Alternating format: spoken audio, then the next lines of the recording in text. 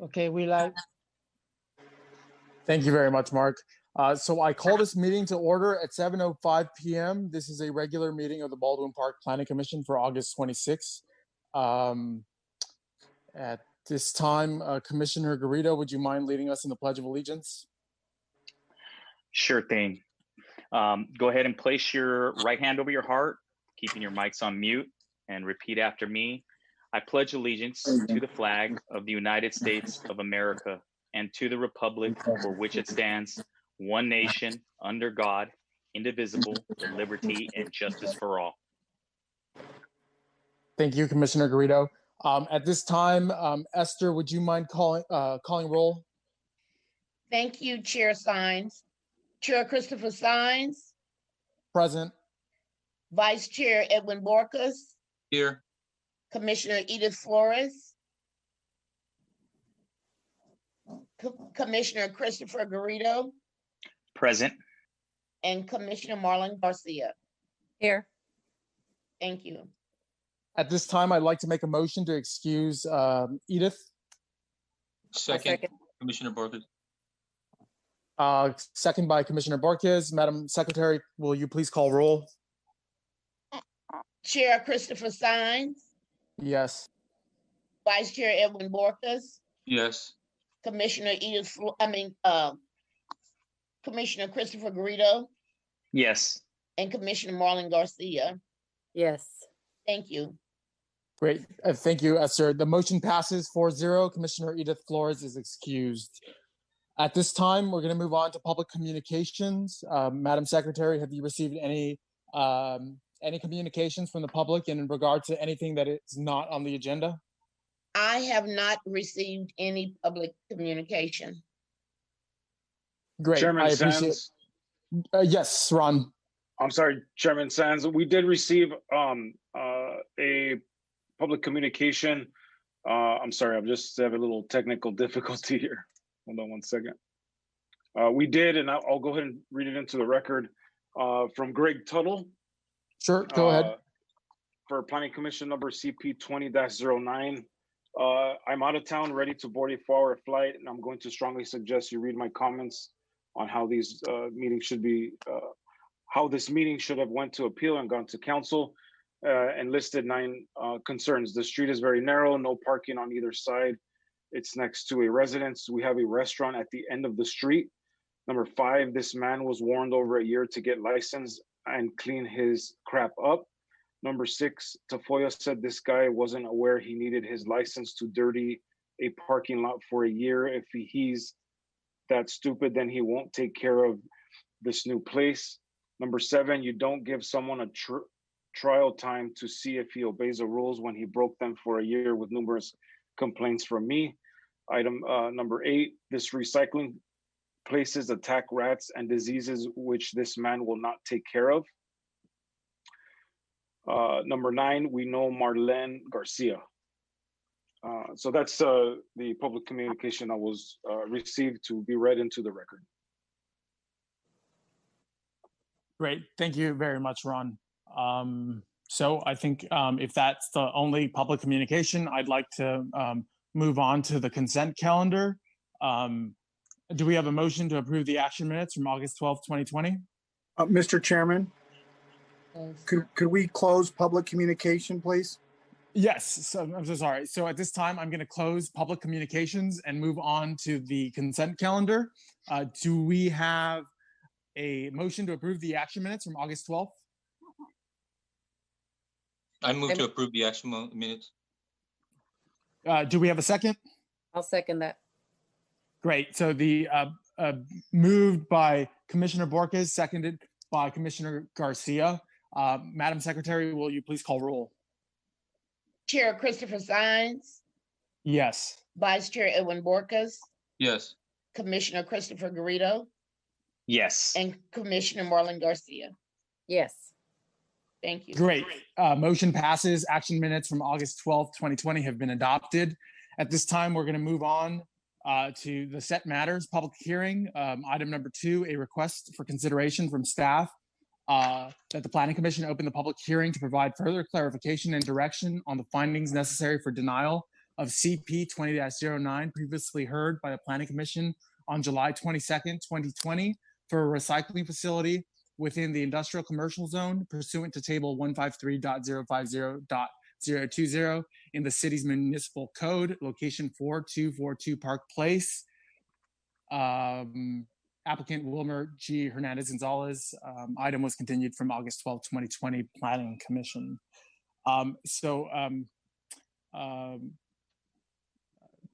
Mr. City Attorney, at this point, if we open up the public hearing, we don't have to take public. Do we have to take public comment since we had previously taken public comment, or are we just opening it for discussion? I would recommend that you not reopen a public hearing. The public hearing was opened and closed at the last meeting. If you do decide to reopen the public hearing, then yes, you would have to take public comments, but there's no legal requirement to reopen the public hearing. The public hearing was opened and closed properly at the last meeting, and then this item was continued to today. And just for a note of clarification, we did not continue it in order to find findings necessary for denial. The commission already had reasons for denial at the last meeting, but we continued to this point so that they could be clarified and articulated on the record. So with that comment, that's all I have. Thank you. Thank you, Mr. City Attorney. So at this time, I will open it up to discussion amongst the commissioners, but I just want to kind of give my input as far as my decision to vote for denial. Firstly, I think the noise impact on the surrounding area will severely impact the community to the point that I can't, in good conscience, approve the project. The last time this commission entertained this applicant, we denied it because we didn't believe that that this use in such close proximity to a new housing development was ideal. And I think by just moving it a few hundred feet, it doesn't necessarily fix the issue that we had on hand. Secondly, I also believe that the traffic impact is it'll increase traffic. This type of business will generate many visits a day for recycling. The traffic in the area is already very bad, and I actually took a trip out and visited the area, and traffic is very congested during business hours. So I don't want to add the additional impact and burden to the area, and I believe that the traffic impact would be such that the project should not go forward in this section of the community.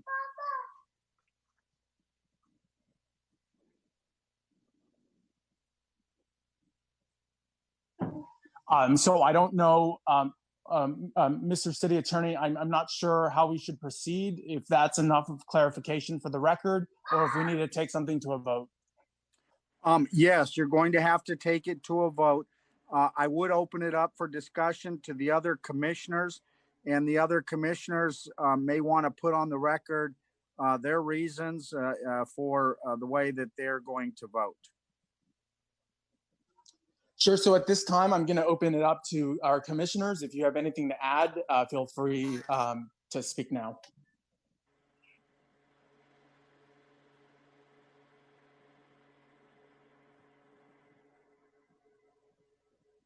And Chairman Sines?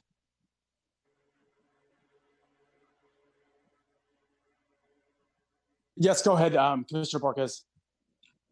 Yeah, you pretty much summed it up. I don't have anything to add. I just agree all along those lines. Thank you.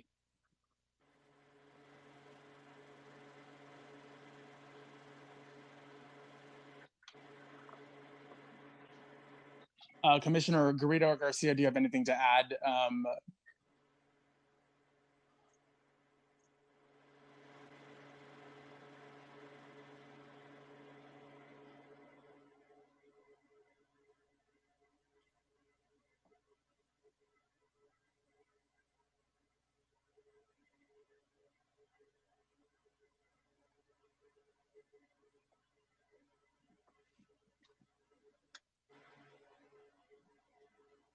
Great. So at this time,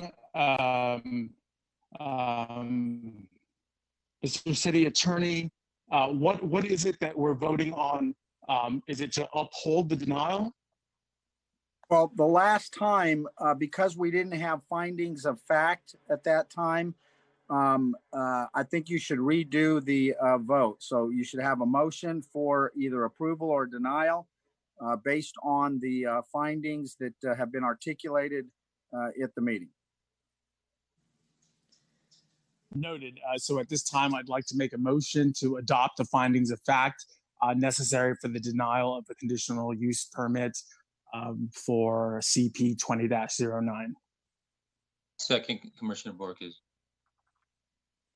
Great. Madam Secretary, will you please call roll? Chairman Sands, and also Mr. City Attorney, if we can be clear that it's a denial of a PC Resolution 20-17. Yes, thank you very much, Ron. Is that your motion, Chairman Sines, denial of the CUP identified by Mr. Garcia? Is that included in your motion?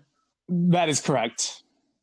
Thank you. And I think we need to, I guess, ask for a new second to incorporating what the resolution. Second, Commissioner Borges. Great. Madam Secretary, will you please call roll? Yes. Thank you, Chair. Chair Christopher Sines, Yes.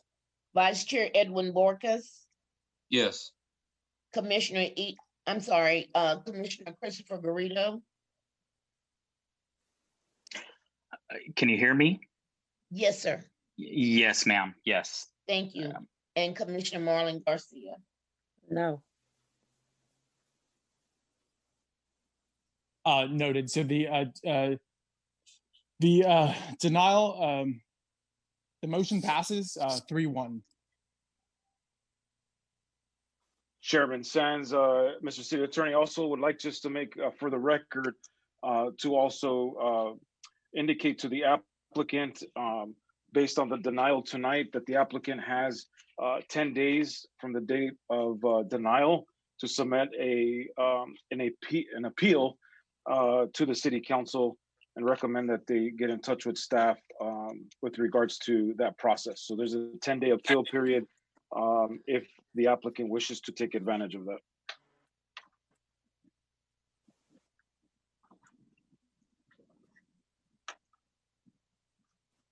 Thank you, Ron.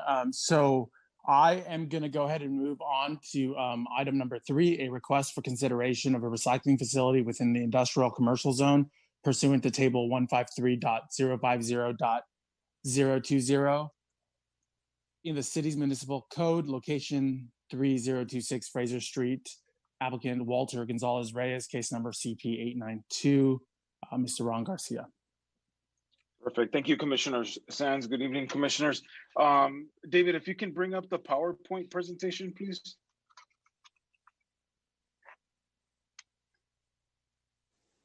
If we can move to the next slide. Perfect. We can go to the next slide, David. Thank you. Thank you, David. As indicated, the application represents a request from the Planning Commission consideration of a recycling facility within the IC Industrial Commercial Zone. The applicant again is Walter Gonzalez. The subject site is zoned industrial commercial and is consistent with the commercial industrial general plan land use designation. Vehicular access is to the site is provided via Fraser Street. The subject property has a lot area of approximately 14,000 square feet, and the property is currently an auto repair shop. The surrounding land uses include single-family residences, industrial commercial zoning, residential garden residences, along with the industrial commercial. And it is also bordered by the I-10 freeway off-ramp on Garvey Avenue and Fraser Street. If we can move on to the next slide, David. Pursuant to the municipal code, no more than one recycling facility can be permitted within a radius of 3,000 feet and requires planning commission approval of a conditional use permit. The applicant currently operates 2 recycling facilities in the city of Los Angeles and collectively has almost 20 years of experience in running and managing recycling facilities. The applicant has submitted a certified radius map to staff to verify the proposed facility adheres to the separation standards. The use will include 2 176 square foot metal collection containers, which will be placed at the subject property along with the installation of scales within the building and the canopy area. Can we move on to the next slide? In addition to the metal collection containers located outside within the subject property, the applicant is also proposing to place a 128 square foot collection container for purposes of collecting glass within the building to minimize noise. There will be 2 full-time employees during the operating hours of 7 a.m. to 5 p.m. Monday through Saturday and 8 a.m. to 3 p.m. on Sunday. The materials will be collected include aluminum cans, glass, and plastic bottles. So as you can see on the floor plan, it consists of an existing building. It'll have an office, 2 restrooms, a storage area, and the existing bays will include the scales and also the container for the collection of glass materials. If you can move on to the next slide. Now here's a rendering of the proposed metal containers that will be located outside of the site. As you can see, there's an example and exhibit of the type of collection basket that will be used to transfer the items from the customer to the operator.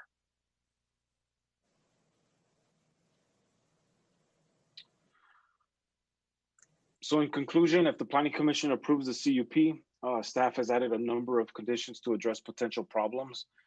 These include limiting hours of operation, requiring materials to be stored in the container, ensure cleanliness and security, prohibiting the release of fluids within the parking lot and the facility, shall be maintained free of vermin, litter, and any other undesirable materials, and shall be swept at the end of each collection day and cleaned weekly. I also would like to emphasize that in addition to the applicant requesting for the operation of the facility, other improvements include upgrading the existing landscaping around and throughout the facility, as well as the installation of a decorative wrought iron fence for security purposes at the subject site. That concludes my presentation. Again, staff recommends that the Planning Commission approve Resolution PC 2020 approving conditional use permit 892. I'd also like to add that the applicant is present for any further question and also has a presentation for the commission.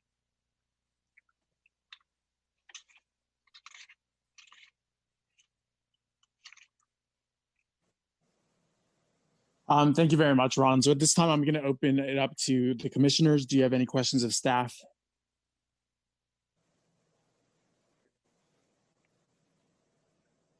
Yeah, this is Commissioner Garcia. Hi, Ron. Yes, Commissioner Garcia. Hi, thank you. How many of these recycling facilities do we currently have throughout the city? Do you know? Good question. I know not very many, but unfortunately, I don't have that exact number. Okay. This particular site is right as you exit our freeway, or the freeway, and it is across from residential homes, residential area. So this presents a problem for me, especially in that particular, because there are homes across the street. The other project, it's in an industrial area. There are no homes surrounding that project, and so I'm okay with the other one, but this one I do have a concern because, again, it's right across the street from homes. So is this? I would hate to become the recycling, the recycling facility of the San Gabriel Valley, or the how did I say it earlier? I'm sorry, but I'm concerned that we're going to start attracting a lot of these recycling type facilities. And so that causes a problem for us, because that is really not the image that we want to portray out there. So I'm sorry, the recycling capital of the San Gabriel Valley is what I called it earlier. Understood. So I just, I have some concern with that, especially if they're, again, near homes, near residential areas. I really do have some concerns with that. I take it that the residents were notified? Yes, and the notices went out 10 days prior to the public hearing, and was also posted on the city's website. Yeah. Staff didn't receive any letters of concern with regards to the request.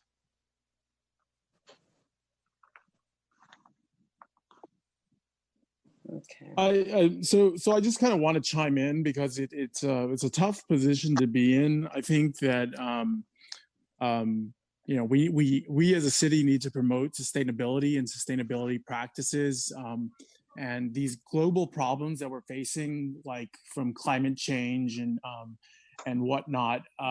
It requires cities to make individual actions, and then all these small changes that we make in our city, they kind of compound and create like a global effect, right? So like nothing's going to change overnight, but it's incumbent on each individual city to take on sustainability practices. I don't want to go around and make it seem like we are against putting these recycling facilities, because I'm here to say that I am 100% for recycling facilities, but it has to be in the correct location. I actually, unlike Commissioner Garcia, I actually prefer this location over the previous location. But to be quite honest, I haven't had the opportunity to actually go out. I typically go out and walk every project, and with the development agreements that we have today, and working on the other items that we have on the agenda, I didn't get a chance to go out and inspect. I don't know how close these homes are, but I did receive some concerns from local residents and stakeholders. Their concerns were that it wasn't gonna it was gonna be like an eyesore. So I don't know if there's any, I guess, if there's any way to encourage the applicant to maybe, like, I don't know if it'd be too much to ask for like a brick wall with some some vines growing on it. I don't know, something to kind of shield the facility from becoming an eyesore. That's just my thoughts. I don't know, but as far as this point, I want to reiterate, I'm 100% in favor of recycling facilities. But right now I don't have enough information to make a sound decision. So I actually asked after the public hearing, if I can get my commissioner support in extending this to our next meeting so that, you know, we can get more community input and make a more sound decision. Yeah, Chairman Sines. Yes, Commissioner Borges. So kind of to piggyback on both commissioners' thoughts, Ron, what is the distance that is allowed between this facility and the housing of residential housing? And this is currently that auto storage place that I passed that I was looking at today, correct, Ron? That is correct, yes. Okay, because So- my major concern, and again, I'm not against recycling facilities, in its proper place, location, but there's housing right smack next door to this facility, Yes. to this location, so that's a major concern. In looking at that spot today. So I want to know what's the distance allowed between something like this. Again, I have issues with this location. Thank you. And thank you, Commissioner Borges. And Ron, I don't know. I guess I'm trying to like think it through, but if we were to ask, like if they can prove that it wouldn't be an eyesore, like if it was going to be decorative wall with some like shrubbery or something, I'd actually be inclined to approve this location. And I can't speak for the entire commission; I can only speak for myself. But I'd really like to see, considering that it's so close to the residential area, if because it's kind of like at the end of like an island almost. I'd like to see what it actually kind of look like, so that we can be guaranteed that it's not going to be an eyesore. I don't know if that's something that we can convey to the applicant, because if it's going to look nice, then that's something that I'm willing to approve, because it's right off the freeway. I don't think that people that are coming to recycle will likely cause cause a lot of like traffic or anything. So I don't know. That's just my thoughts. That's kind of where I stand right now. And again, it's up to our entire commission. But I'd like to kind of see like, and if the applicant doesn't want to hire like an artist renderist, that's fine. But if it could be like like somehow described to us the way that it might look like, and then next meeting getting that promise somehow into the conditional use permit that they will be using cylinder block wall or something. I don't know. It just my thoughts, because iron rod fencing, it completely exposes the facility, so it's a complete eyesore. Chairman Sines? Thank you. Yeah, I'd like I'm to so- see. Oh, I said I would like to see the applicants, their presentation, at least before, I make my vote. Thank you, Chairman and Commissioners. That would be my recommendation, is to allow for the applicant, as indicated at the end of the presentation, that the applicant did prepare a presentation. And then at the conclusion, we can then ask the applicant those questions.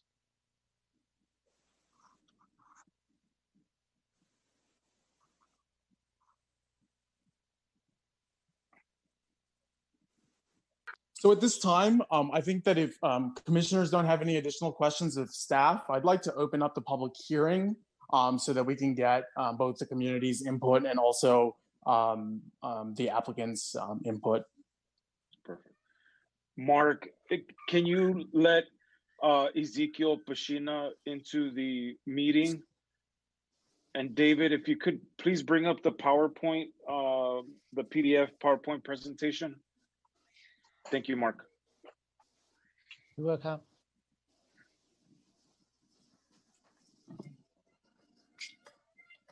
Hi, this is Ezekiel. Okay, can you hear me? Yes, we Yes. can hear you. Yes, go ahead. Can I start talking? Yes. All right. So thank you very much for giving me the opportunity of my presentation. I have the PowerPoint and some color renderings that will portray the way the applicant intends the facility to look at the end of the remodeling and conditioning the facility for a proper recycling facility that that is acceptable to the city of Baldwin Park. On this first slide, we're just showing the project general information of the site with the address and location where it is that is close to the freeway ramp in that part of the city. Could you could you turn the slide for the next slide, Ron? All right. So again, this is something technical. This project is proposed use of this property as recycling facility is, as we know, is conditionally permitted within the City of Baldwin Park Chapter 153 of the zoning code. Can you turn the slide, Ron? All right, zone integrity and character. We were trying to follow the city's criteria and important points that the city wants to emphasize on. And we try to mold the presentation and the nature of this project that in a way that will be compatible and acceptable to the city. So we think that this project it's in itself more towards the future than the current auto repair shop that is there right now, which is causing all type of fluids discharge and exchange and I guess contaminating to a degree the existing soil there. Could you slide the all right, site suitability. All right, but for what we're trying to accomplish here, the size of the lot is a good size for a medium size of recycling facility. This in reality is a quote unquote small recycling. It's not a massive place where that we've seen in other places around the city, well, in other cities. This is just a location that was chosen by the applicant, and we think that it will work very conveniently for the intended use, and it has the space that it requires for traffic. If you can see the slide number 4, which is shown right now. Oh, I'm sorry, thank you. So you can see the driveway there at the very far left. And that driveway is already there. And it's well located away from the corner. So there won't be much traffic conflict by the users of this location. It has a nice flow where the persons recycling enter to the driveway, park to the left, and then they move their materials to under the canopy where the scales are going to be located. And then that way, they only traffic on the left part of the lot. Sorry, and then the employees manage the materials to the bins that you can see to the right. There's, just as an observation, there's an open roll-up door that we're showing on that building. That's for the glass materials that are going to be recycled. They're going to be weighed inside the building to reduce as much as possible the noise. Can you turn the slide, John? So that's one of the containers that we're trying to use in this facility. This in particular will be inside the building. They are going to implement some isolating materials on the walls and on the floor of the of the container, so they minimize the decibels that will be otherwise heard outside the facility by on the residential area side of the property. We understand that the maximum allowed decibels on a commercial location is 65 decibels. I was trying to figure out what exactly 65 decibels is like, and it seems like this, if somebody's laughing loud, that's 65 decibels. So we think that when we enclose the noise of the glass when it's placed on this container, it will be very, very minimum noise towards the all the way to the street side of the property. Can you turn the slide? All right. So feature compatibility. Basically, what Ron was mentioning earlier, this is one more step towards a green philosophy that really the whole world is moving towards. By localizing a facility that is close to the neighborhood, to the community, we provide some sustainability within the city to have their own, residents deal with the recycling part of the, of whatever waste, we run into. So it is really going along the philosophy of getting a better future for the generations. Could you turn the slide on? All right, so utilities and services. Of course, this is a place that is already being operated by a different business, and the facility has all the utilities, has water, drainage, accessible telephone, and all the required amenities that a business needs. Would you turn the slide? Public access, well, it's very, just because of its own location, it's very accessible.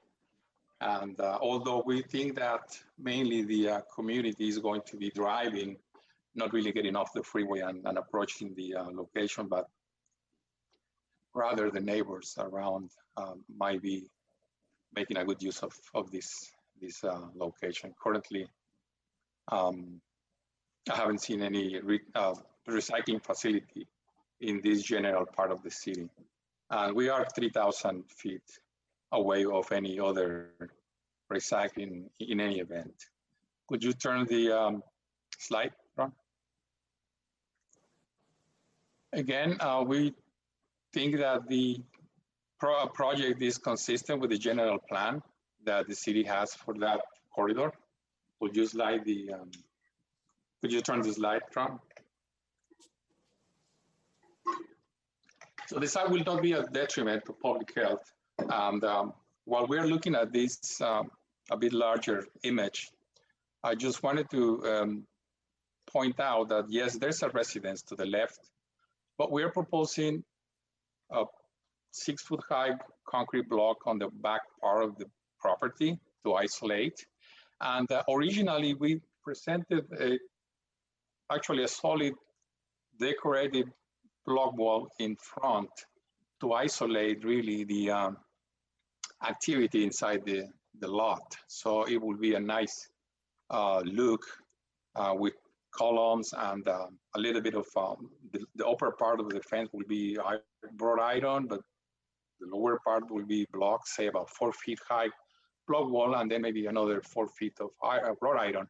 Something decorative that will give a better presentation to this corner. It seems like the code won't allow us to use the block wall, which we wanted because of the visibility. Being a corner, they wanted to make sure that the traffic coming from the side street, from the freeway ramp, will be able, the drivers will be able to see across. I wanted to maybe try to see if we can change that, or the city will allow us to change that into a more practical design for this type of project. So we even have an elevation with a nice block wall and pilasters every 20 feet.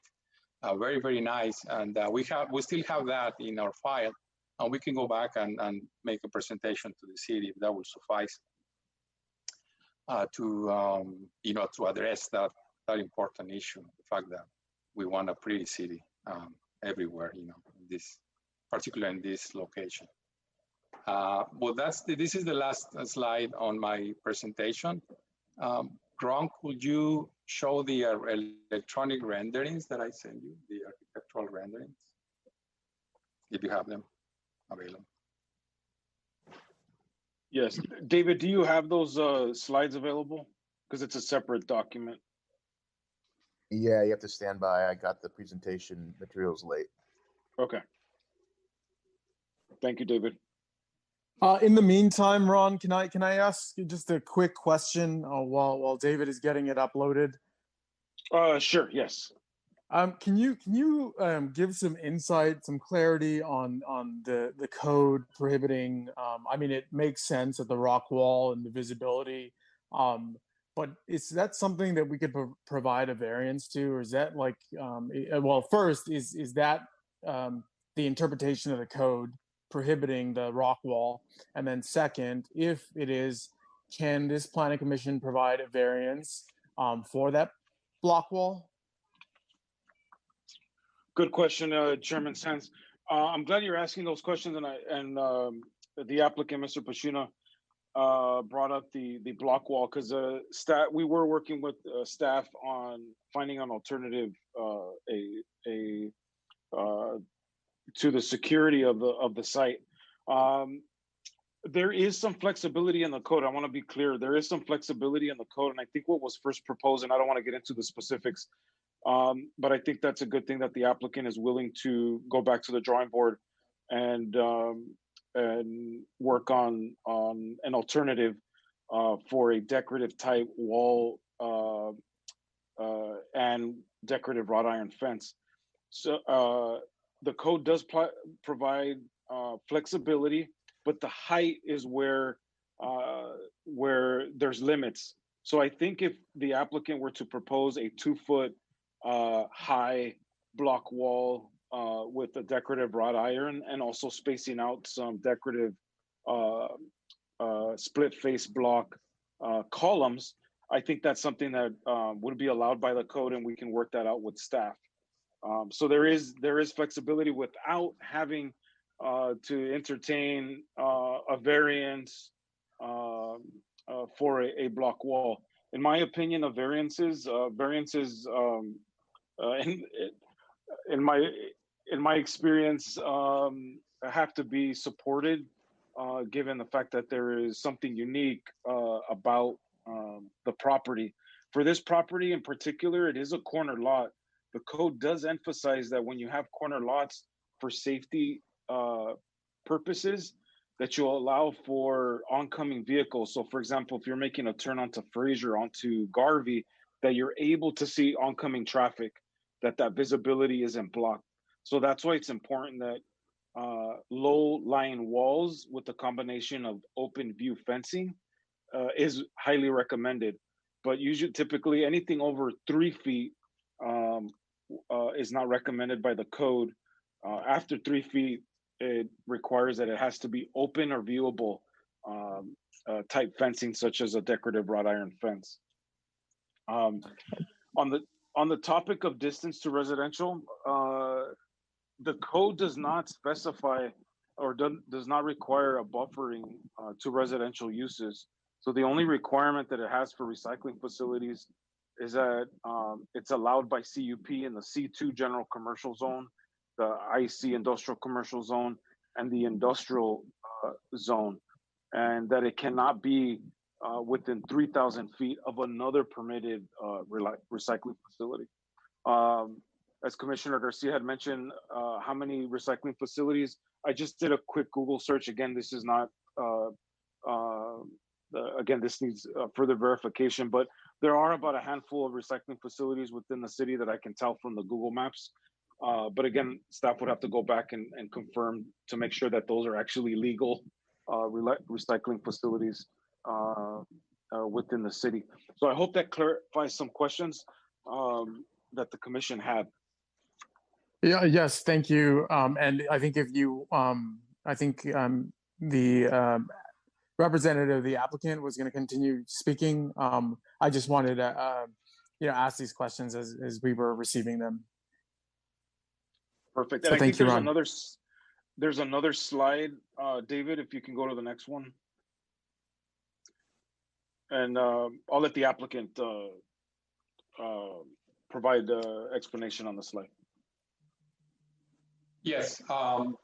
Yeah, this shows the driveway location, the main entrance to the facility, where you can see the containers on the back.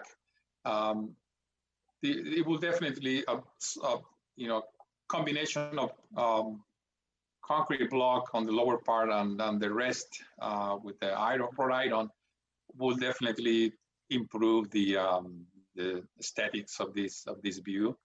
But in the meantime, you can see the way the flow of traffic will be directed to the left, with the clients parking on the left, and then they will walk with their small baskets to the right, where they will be serviced. And also the fact that the containers are way to the back. I was measuring the distance from the containers to the residence to the left. It's almost 180 feet. So it's not really within this context. It's not really that far. That's why we put them all the way to farther from the house to the left, just to add more privacy or just reduce a possible interaction of noise to the neighbors. But I'm sure that a block wall or a different type of block wall will definitely suit it way better. And I'm sure the applicant is willing to revisit that, and gladly revisit that part as a condition of approval. Thank you, Ron. So thank you very much. At this time, Esther, have we received any comments from the public in regards to this proposal? I have not received any comments, sir. Great. So at this time, I'd like to close the public hearing. And commissioners, is there any questions? I have a few comments, but I want to let you guys go first. Chairman Sines. Yes, Commissioner Vargas. Yeah, so, thank you. I want to thank the applicant for the presentation. Thank you. One thing that this facility does have going for it is that it's next to the 10 freeway. That's a positive, but at the same time, I want the commissioners to know that this is a very, very tricky intersection where maybe some extra signage is going to be needed. And this is without, changing this into a recycling facility. In other words, the cars that come off the 10 freeway traveling west and shoot out onto Fraser, you make a quick little U, and then you're on your way. You're off to the races. It's a bit dangerous.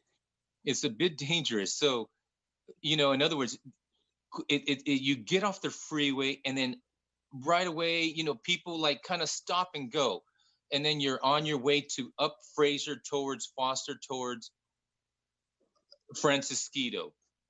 So, and then cars traveling in the opposite direction, which is to get you onto the freeway. And then there's a 7-Eleven there to the right.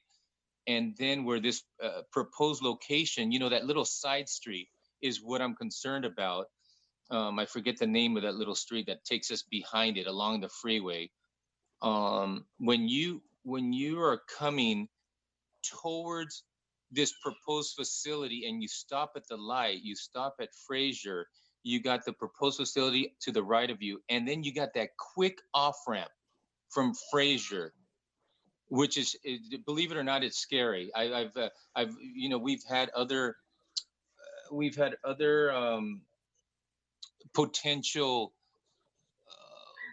you know, facilities and whatnot in the past. So I've had to drive through that little street along the back end, and it's a big concern, but it can be mitigated if with signs, because this is going to increase traffic. And like I said, any of us could kind of park there on that corner, and you'll see the cars like happened to me today. You'll see the cars just come right off of Fraser. You make a quick U, like a half a U, and then you're like, oh, I should go. But then the cars that come from down that side street is problematic. So in conclusion, I mean, if signage can somehow, you know, show that dangerous little, what would you call it, a T, you know, it's kind of a triangle, you know, 7-Eleven here, facility there, off ramp over here.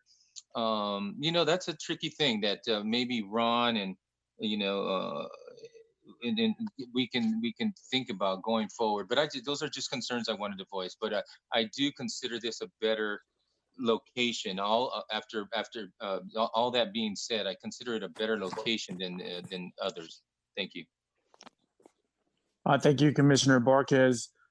So at this time, I'm going to make a motion to table this until our next regular meeting. But I would like if Ezekiel can convey to the applicant, I think that a couple of things that we'd like to contemplate and hopefully see at the next meeting. One, the rock wall hybrid with wrought iron, you know, decorative wrought iron fencing. You know, this presentation was actually very good. And like I had mentioned, I wanted to continue this anyway because I didn't get a chance to actually visit the site. But this presentation actually made something very clear. I thought that the entrance was going to be on Garvey, and my thought was that the traffic would not impact the residential area. But after seeing this, that the traffic would be entering on Fraser, and the trucks picking up the containers would be entering on Fraser, which puts an unnecessary burden on the neighbors. I don't think that the neighbors, I understand that it was a car repair facility, but I don't think that they were used to this level of noise from the car, like from all the cars entering, because in my experience of recycling facilities, it's, you know, there's a lot of people coming in and out, and rightfully so, because we're trying to recycle our goods, you know, for the betterment of our planet. So I'd also like to contemplate, and it's something that I think that the applicant might need to work with our engineering department and our planning department, of possibly moving because if we're going to be constructing a new wall, it would allow for maybe a new driveway to be placed on the Garvey side. That way, the traffic is entering on the Garvey side, far area, versus on Fraser, which is literally across the rock. Things to consider. Like I mentioned, I like this location for the recycling facility. I'd like to see proof that it's actually going to be, you know, decorative and not an eyesore. And hopefully we can mitigate some of this noise by at least checking out the feasibility of moving the driveway. And those are just my thoughts. And that's so. I'm now making the motion to table this. Chairman Sines, I just wanted to make one other quick point, Chairman Borges. Sure, Commissioner Borges. I agree on that. You know, moving the entrance from Fraser, where it would congest traffic, into Fraser, that would be a plus. The other thing is that I'm a stickler for eyesores. It's a pet peeve of mine. I hate seeing places like what it is right now with cars everywhere. It's not appealing. So after seeing the presentation and the renderings and seeing how it's spruced up, and then if it's something like that, then that's a positive step going forward. Thank you. Chairman Sines, this is Commissioner Garrido. I did have a question Yes, go ahead, for the Commissioner. applicant. I wanted to know, sir, what were the proposed hours of operation for this facility? They are Monday through Friday from 7 a.m. to 5 o'clock. I'm sorry, Monday through Saturday, 7 to 5, and then on Sundays, 8 to 3. And the reason I ask only is because the same thing, the traffic issue is also a big thing with me, being that the entrance and the exit is on Frazier. I know right now with the pandemic going on, COVID, obviously school is not in effect, but the high school is right down the street. And when that's actually in that, traffic around there can be generally, it can be a little bit congested at times. So that's why I was just, wondering. Understand, yes. So my thank you, Commissioner Garrido. And so that at this time, I'd like to make a motion to table this to our next regular meeting to give ample time to the applicant to entertain our concerns and hopefully come back to the table. And that is my motion. Perfect. I'll second. Chairman Sands and members of the commission, I just want to, for clarification, just based on the items that the commissioners listed for requested additional information, for example, number of facilities within the city, and also revised rendering of the proposed block wall, and also working with Public Works to find out if an entrance off of Garvey is actually feasible and supported by the Public Works Department. So my recommendation would be to table it to our next meeting of September 23rd, which would allow staff to have sufficient time to look into these issues. Thank you, Ron. So I will amend my motion to table this until our meeting on September 23rd to give ample time to our planning and engineering teams to look into this further. I'll second. Was that Commissioner Garcia? Yes. Perfect. Madam Secretary, will you please call roll? Yes. Chair Christopher Sines, Yes. Vice Chair Edwin Borges, Yes. Commissioner Christopher Garrido, Yes. and Commissioner Marlon Garcia. Yes. Thank you. Great. Motion passes 4-0. This has been tabled until our meeting on September 23rd. Thank you very much. We're going to go ahead and move on to item number 4, a request for consideration of and a recommendation of approval to the Planning Commission to facilitate the construction of a new 2,200 square foot drive-through coffee shop, a conditional use permit for the operation of a drive-through in conjunction with a proposed Starbucks, and a tentative parcel map to consolidate 2 parcels into one within the general commercial C2 zone, location 3053 and 3077 Baldwin Park Boulevard. Applicant Scott, case number CP 20-10 and PM 1441, Mr. Ron Garcia. Thank you, Chairman. Associate Planner Melissa Chipris will be providing the presentation. Thank you, Ron. Good evening, Honorable Chair and members of the Commission. Before you tonight is application CP 20-10 and PM 1441. The applicant Scott Mulmer is requesting that the Commission approve a drive-through in conjunction with the Starbucks coffee shop and a tentative parcel map to consolidate 2 parcels into one. Next slide, please, David. Thank you. The subject site has the zone designation of general commercial C2 and a general plan designation of general commercial. The surrounding properties include general commercial and multifamily zones. Next slide, please. Parcel 1, which is 3053 Baldwin Park Boulevard, is approximately 17,109 square feet, and parcel 2, 3077 Baldwin Park Boulevard, is approximately 16,840 square feet. 3077 Baldwin Park Boulevard is currently occupied by Mariscos Kingfish Restaurant, which will be demolished in order to allow the construction of the new drive-through Starbucks.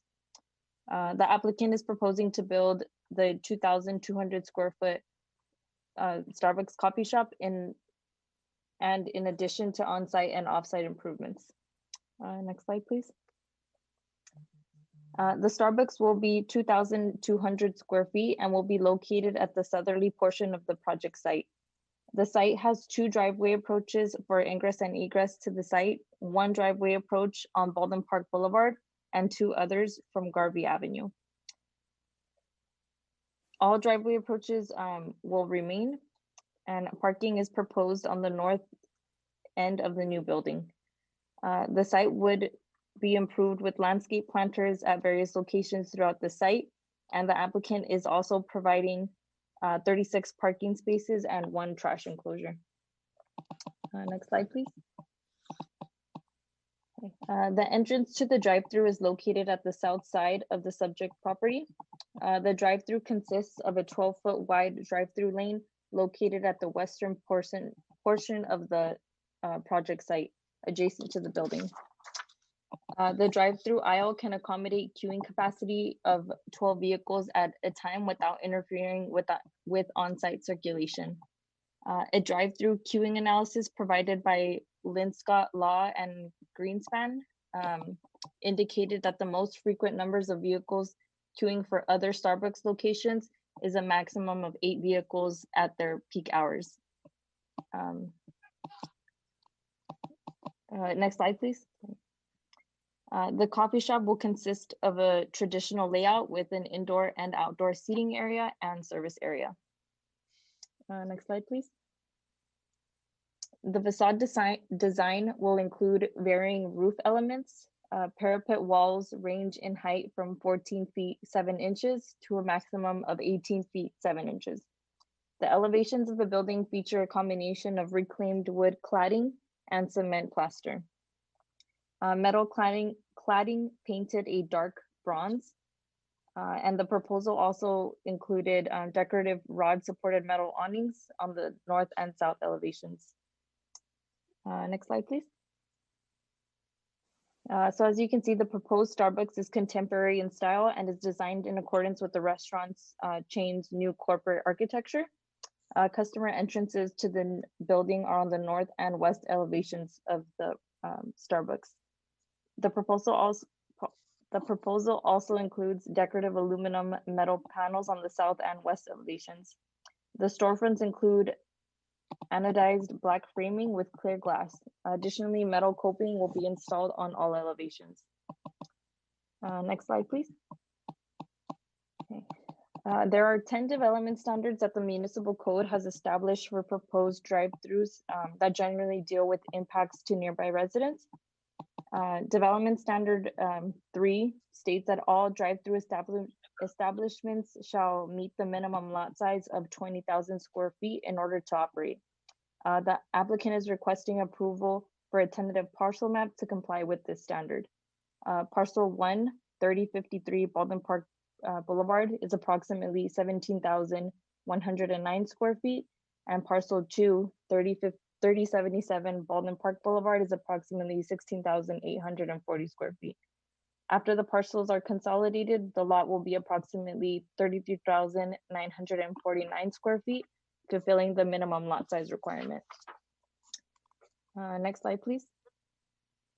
So in closing, staff does recommend that the Planning Commission adopt Resolution PC 20-18 to approve CP 20-10 and PM 1441. Thank you. Also, the applicant is available for any questions. Thank you, Melissa. So at this time, do any commissioners have questions of staff? I do. This is Commissioner Garcia. Go ahead, Ms. Commissioner Garcia. Thank you. Exciting. This is what, the 50th Starbucks in Baldwin Park? So I just say that in jest because several years ago when we were promoting businesses coming into Baldwin Park, Starbucks didn't want to come in because they felt that the base was not here. And now look, now we have, I think this is probably the 7th or 8th Starbucks coming into Baldwin Park. So this is exciting.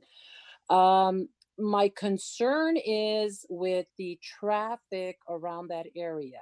And I'm very familiar with it because when I go to work, I drive right by there every day.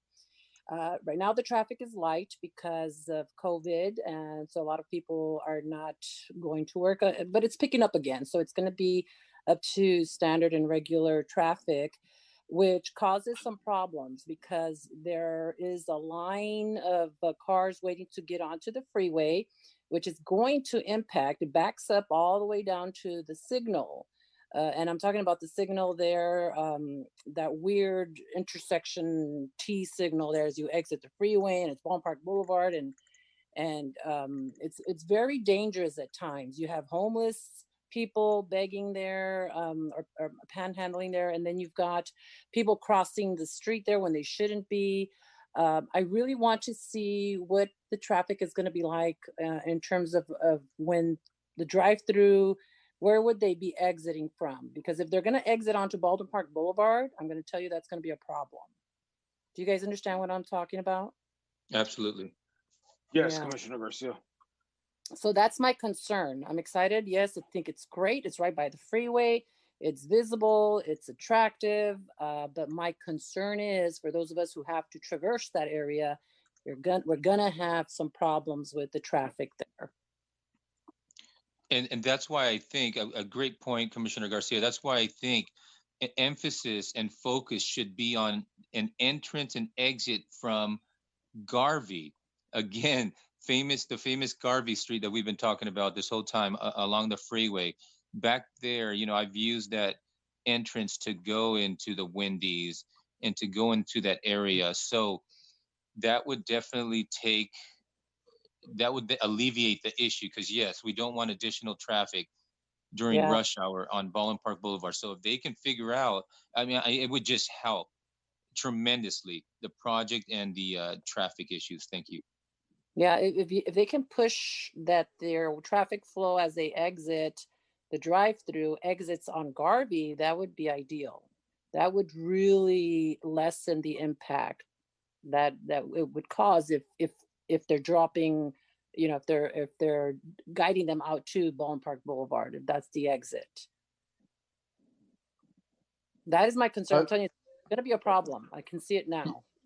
Thank you. One more thing, Commissioner Garcia, great point, because having it on Garvey, see, people think that that's the only entrance into the I-10 West. If you exit Garvey, you go left and you take that quick little street, and then you can exit the I-10 West over there by the proposed recycling facility. Thank you so much. I'm done. They can stop off and recycle their stuff and get on the freeway after that. Thank you, Commissioner Garcia and Commissioner Borges. I am going to address those concerns, and I have a few questions about traffic in a moment, but at this time I'd like to open up the public hearing. Madam Secretary, have we received any comments in regards to this project? No comments received, sir. Commissioner Sands. Thank you very much. Hello. Yes, Ron. I'm sorry, you were breaking up a little bit. I was getting some feedback. Can you hear me? Yeah, I can hear you. Can you hear me now? Yeah. Perfect. Thank you, commissioners, for your questions. I'd like to ask that the commission, since you guys opened up the public hearing, is to invite the applicant to answer some of those questions before I get into some of the concerns that the commission had shared.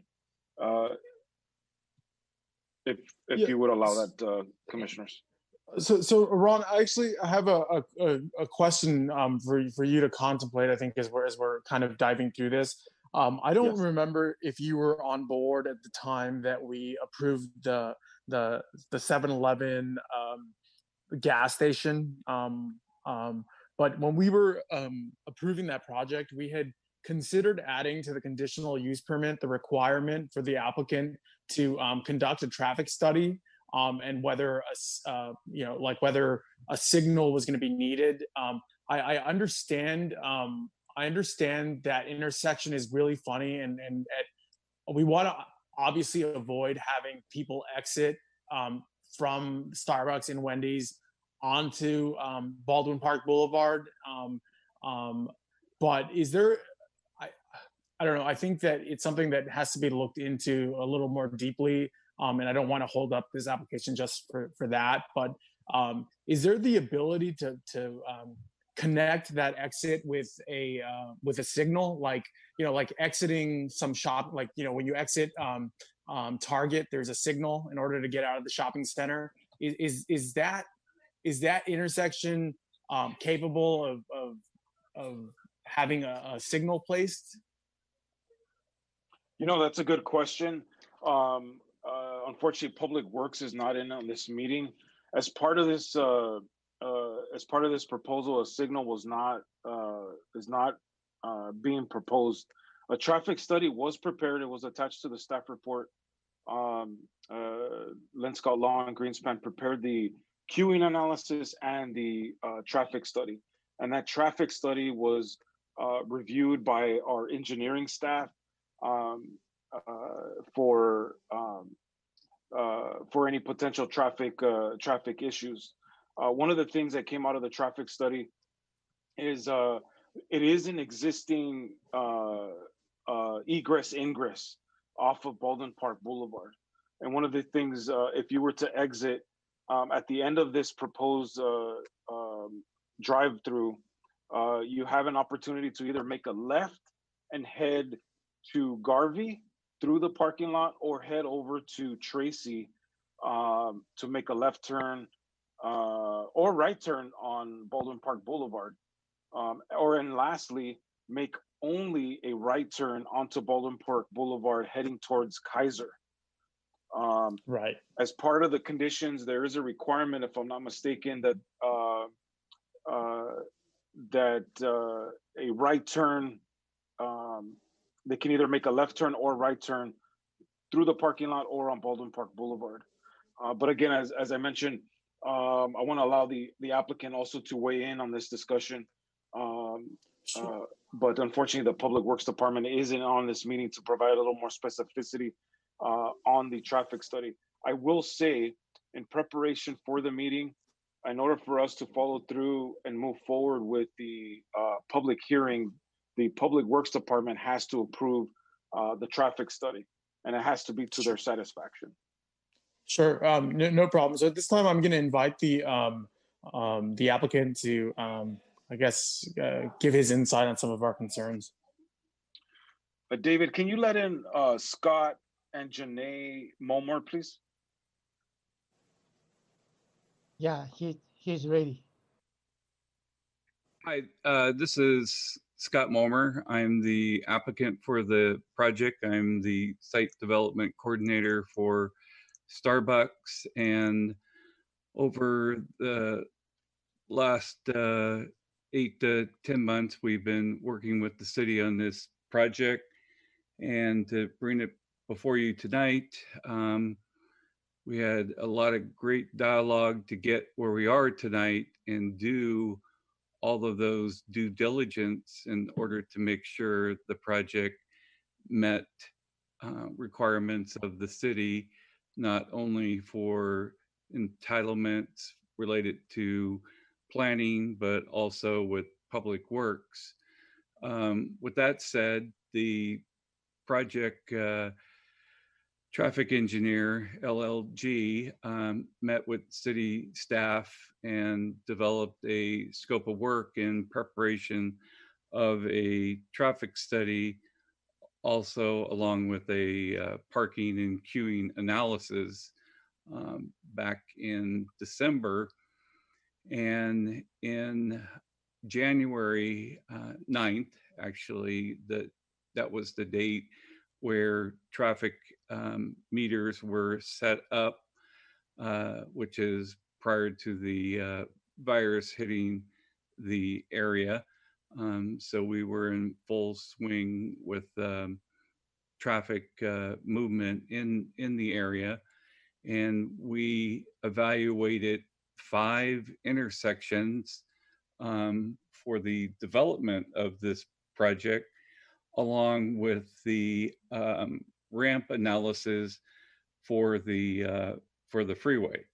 So Public Works did consider all of those items for us to accomplish in our due diligence, and basically the outcome of that traffic study related to the queuing was eight cars, and we're holding 12, and also we exceeded the parking.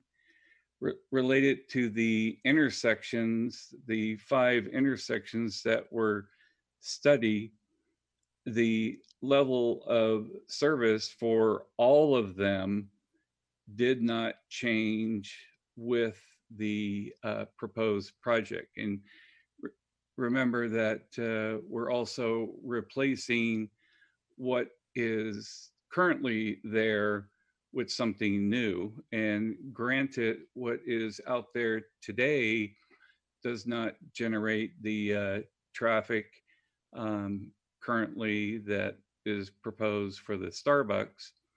It's roughly, I think, around 700 trips for the existing, and the Starbucks is 1,800, which delta of 600-700 trips. But with that said, it did not change the level of service with the Starbucks. It also did not change for the 5 intersections the level of service with the project and pre-projects that are already planned in the area. So we did our homework and we showed those analyses. Now, related to Caltrans and the ramp, with the project, we did not change the level of service. And granted that the stacking that's occurring at that ramp today is a level of service D, it will also remain at that same level of service with the Starbucks. Now, what's also important here is there are in 2 businesses that are currently on the project area. And in the future with Starbucks, there will still be 2 businesses, and the driveway between those businesses on Baldwin Park, the property line goes down the middle, and it's a common access. Losing that driveway, I will say, will jeopardize the Starbucks project. However, what has been proven through the traffic analysis that was pre-virus traffic study shows that we are not impacting the 5 intersections or the ramp and changing their level of service by any means. Also, with the project, we went through quite a bit of review with the landscape to ensure that the landscaping that's out there today, some of it to remain, however, that the new landscaping will be plush with the surrounding properties out there. And with that, if you have any questions, I'd be happy to answer them. Thank you very much for that information. Commissioners, any questions of the applicant? If I may, Chairman Sens. Yes, go ahead, Ron. Yes, just for to add, thank you, Scott. Just to add to what Scott was mentioning, also would like to point out that, as he indicated, the existing egress ingress off of Baldwin Park Boulevard, as it exists, is a safety concern, was brought up as a existing safety concern from the Public Works Department. With this new development, it actually is being improved on a recommendation from Public Works in making sure that the turning radius is sufficient for exiting and entering the site. So that way there isn't any queuing on Baldwin Park Boulevard entering into the site. And so the entrance there, the existing entrance is going to be significantly improved and does contribute overall to the safety with respect to the surrounding streets and accessing of that site. That's all I just wanted to point out. It sounds good, Ron. That's good enough for me. I like that solution. If there's no additional questions of the commissioners, I'd like to close the public hearing and make a motion to adopt the findings of facts and resolution PC 20-18 entitled a resolution of approval to the Planning Commission to facilitate the construction of a new 2,200 square foot drive-through coffee shop, a conditional use permit for the operation of a drive-through coffee shop, Starbucks, and a tentative parcel map to consolidate two parcels into one within the general commercial C2 zone, location 3053 and 3077 Baldwin Park Boulevard, case number CP 20-10 and PM 1441. That is my motion. Commissioner Garrido will second that motion. Great, thanks, Commissioner Garrido. Madam Secretary, will you please call roll? Thank you, Chair. Chair Christopher Sines, Yes. Vice Chair Edwin Borkus, Yes. Commissioner Christopher Garrido, Yes. and Commissioner Marlon Garcia. Yes, with traffic reservations. Duly noted. Motion passes 4-0. Welcome, Starbucks. Thank you At this very time, much. thank you. At this time, I'm going to move on to item number 5, a request for consideration of a recommendation of approval to the City Council regarding Development Agreement 20-04 to permit a cannabis cultivation and manufacturing facility within the I Industrial Zone pursuant to Ordinance 1442, location 4517 Little John Street. Applicant Freshmade LLC, case number DA 20-04 for CAN 20-01. Mr. Ron Garcia. Yes, Associate Planner Melissa Chipris will be providing the presentation. Go ahead, Melissa. Thank you. So the case before you is Development Agreement 20-04. The applicant Freshmade LLC is requesting to establish a new manufacturing and cultivation cannabis facility. Next slide, please. The applicant is proposing the cultivation and manufacturing facility at 4517 Little John Street.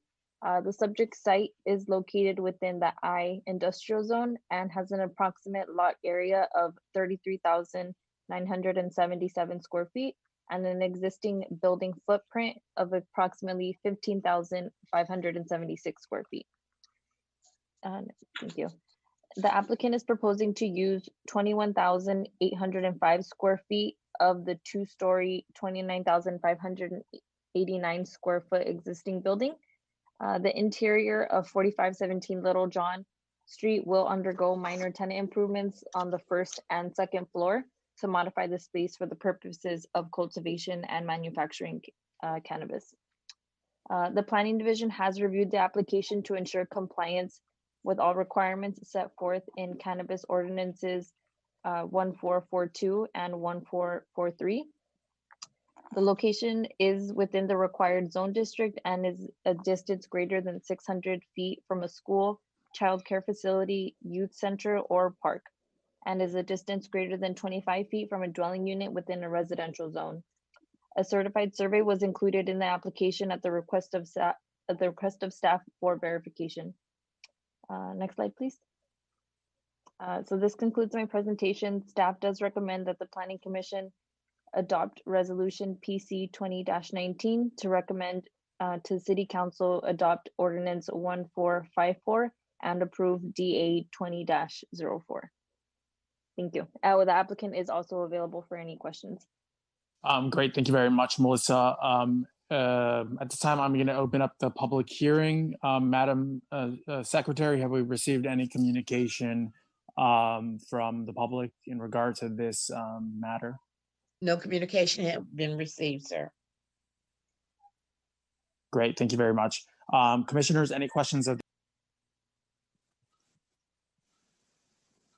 the applicant? Hello, Commissioner. Hi, this is Commissioner Garcia. We approved, what was it, a couple of months ago, is it a similar facility as this one? Am I correct? Garcia? Yeah, so Ron, recall, I'm sorry. Or was it, it was a church? So Ron, I'm sorry, we're breaking up a little bit.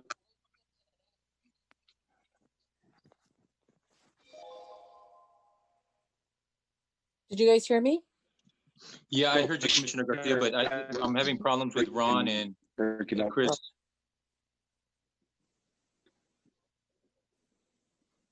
Ron and Chris signs are breaking up. Commissioner.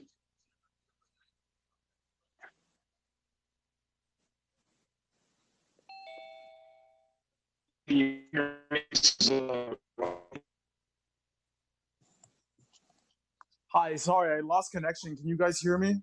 Yes. Yeah, it looks like we now lost we can. Chris. Yes, hopefully we can get him back on. Looks like he's back on. Chris, are you in? Great. Yes, can you hear me? I think what that was, Commissioner Perfect. Garcia, to answer your question. Yes.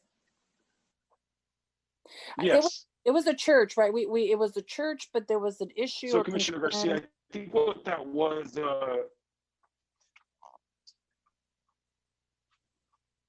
Was it there was a yeah, similar type yes, of business? if you can hear me, what that was what that was before the Planning Commission was a conditional use permit for the operation of a religious facility. And so the concern at that meeting, if I recall, was a concern of an existing cannabis facility that was operating, but before you was not a new facility where the proposed church facility was being located. Okay, so is it in that immediate vicinity as well? So these two businesses would be near each other? Is that allowed? I thought that wasn't allowed. The cannabis facilities? Yeah, this one and the one with the concern with the church. So I'm not concerned with the church. I'm just concerned with the two cannabis facilities. Are they allowed to be close to each other? Or is there a radius that? So there isn't a requirement. There is not a requirement under the existing cannabis ordinance that cannabis facilities have to be a certain distance from each other. So they can be right next to each other. Right next to each other. Okay. Yes. Commissioner Garcia, this is Robert Tafoya. The state law also does not limit the number of cannabis facilities in any particular area. And for the city of Baldwin Park, we are trying to put them all together, if you will, in the industrial commercial area. And so there are no restrictions in terms of the number of businesses that can be in any particular area. Okay, thank you. You're welcome. So at this time, I'm going to close the public hearing and make a motion to adopt resolution PC 20-19 entitled "A Resolution of the Planning Commission of the City of Baldwin Park recommending that the City Council adopt Ordinance 1454 and approve development agreement 20-04 to permit a cannabis cultivation manufacturing facility within the I industrial zone pursuant to section 153.210 part 17 of the city's municipal code, location 4517 Little John Street, Fresh Made LLC, case number DA 20-04. That is my motion. I will second that motion. This is Commissioner Garrido. Thank you, Commissioner Garrido. Madam Secretary, will you please call roll? Thank you. Chair Christopher Sine, Yes. Vice Chair Edwin Borkus, Yes. Commissioner Christopher Garrido, Yes. and Commissioner Marlon Garcia. Yes. Thank you. Great. Motion passes 4-0. We're going to move on to item number 6, a request for consideration of a recommendation of approval to the City Council on an amendment to the Development Agreement 1814, currently located at 15010 Arrow Highway, to add an additional location, 13110 Spring Street, for a cannabis cultivation and manufacturing facility within the IC Industrial Commercial Zone pursuant to Ordinance 1442, location 15010 Arrow Highway at 13110 Spring Street, applicant VRD Inc., case number DA 1814 for CAN 17-28. Mr. Ron Garcia. Thank you, Chairman.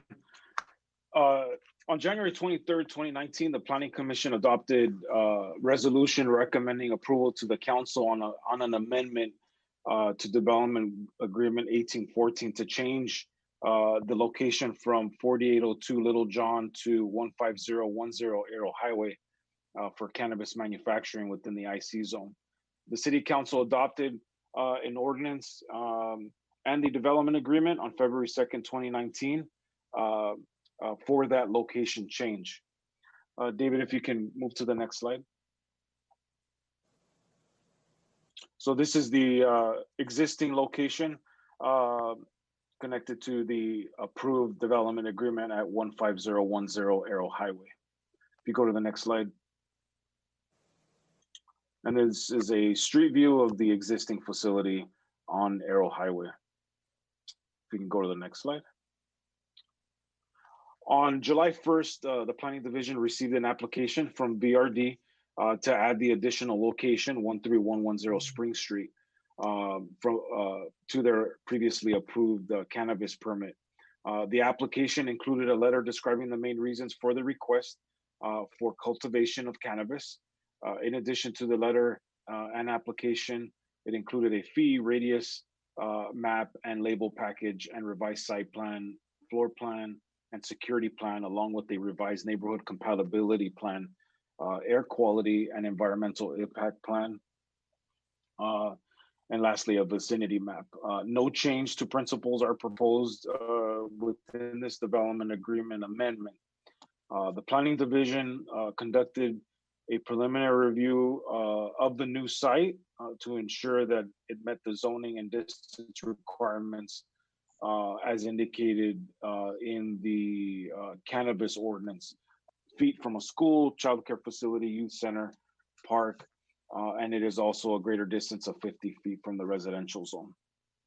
So you can see here on the aerial that the proposed, the additional location, and as you can see, it's kind of, they're like green triangles. And so this site that is being added is also close proximity to two other currently approved cannabis operators. You can move on to the next slide.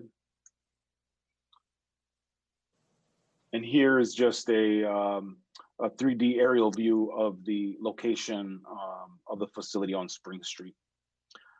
In conclusion, staff recommends that the Planning Commission adopt Resolution PC 2021 to recommend that the City Council adopt Ordinance 1455 and approve DA 1814. That concludes staff's presentation. I believe the applicant is present for any questions. Great. Thank you very much, Ron. At this time, I'm going to open up the public hearing. Madam Secretary, have we received any communication from the public in regards to this matter? None, sir. Thank you very much. Commissioners, do you have any questions of staff or the applicant?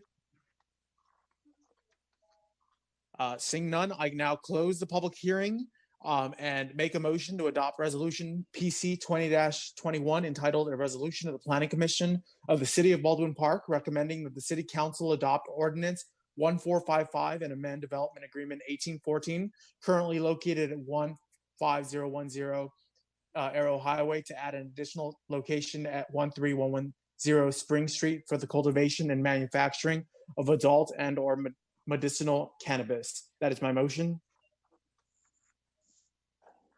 Second. Thank you, Commissioner Borges. Madam Secretary, will you please call roll? Thank you, sir. Chair Christopher Sines, Yes. Vice Chair Edwin Borges, Yes. Commissioner Christopher Garrido, Yes. Commissioner Marlon Garcia. Yes. Thank you. Great, thank you very much. Motion passes 4-0. At this time, we're going to move on to reports of officers. Mr. Ron Garcia. Thank you, Chairman. I have nothing to report other than our next scheduled Planning Commission meeting is on September 23rd. So we will not be having a Planning Commission meeting on September 9th. Great. Thank you very much, Ron. Thank you to you, to Melissa, to Esther, to our city attorney, Robert, and all the commissioners.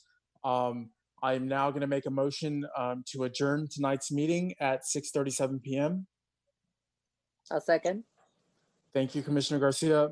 Madam Secretary, will you please call roll? Yes, sir. Before I do, what time did you say you're closing the meeting? Oh, I'm so sorry. I'm looking at some screenshots I took. 8:41 p.m. Thank you, sir. Chair Christopher Sines, Yes. Vice Chair Edwin Borges, Yes. Commissioner Christopher Garrido, Yes. and Commissioner Marlon Garcia. Yes. Thank you. Great. Thank you very much, Esther. Motion passed 4-0. We have now adjourned tonight's meeting. Viva Baldwin Park. Everybody be safe. Viva. Thank you, Viva Baldwin Baldwin Park. Park. You too. Good See night. you inside the chambers next meeting, hopefully. Yes. Bye, everyone. Good night. Good night. Good night.